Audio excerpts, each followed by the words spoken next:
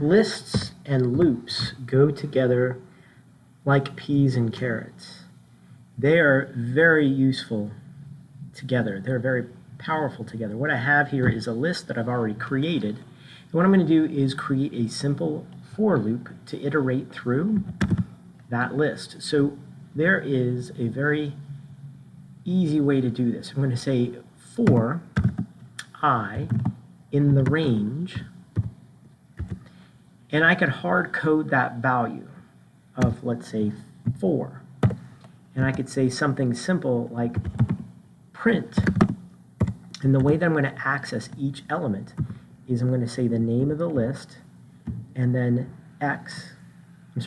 brackets, and then the indice value that goes with it. So this is just going to print each element of that list. And I forgot my semicolon, sorry. So if I wanted to do the range of 5, what's going to happen is it'll error out because I'm out of bounds of my range. So 0, 1, 2, 3 is a list of 4. If I put a 3 in here, notice that it's going to be too short. Programming is and it misses the last word. Instead of hard coding this value, a better idea would be to say this.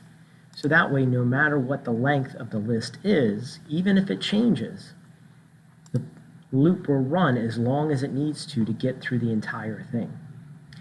There's also the idea of an enhanced for loop, which would be for I in the list itself, which is I called X.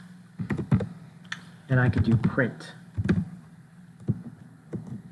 And in this case, I is a temporary variable that's going to be holding on to each element of the list that comes out of the list one value at a time.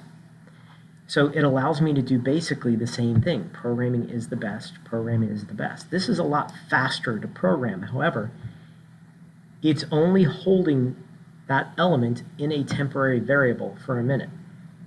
So the reason why I point that out is, what if I wanted to change the value?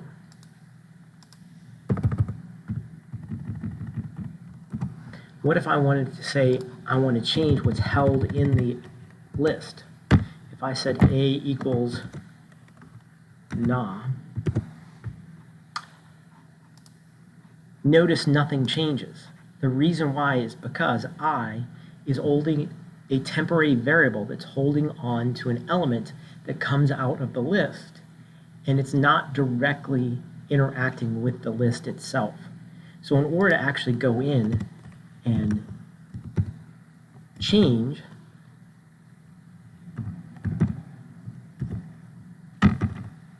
I have to deal with the list directly. So I would have to do something like this. So for I in range, the name of the list, which is X, and then I is now an indice that's counting through. So now what's happened is I have a for loop that goes through and prints each element one at a time. I have a for loop that is iterating through the list that is actually dealing with the element directly, which allows me to change the value of each element. And then that enhanced for loop allows me to iterate through to print. So be careful. There is a difference between these for loops and these enhanced for loops.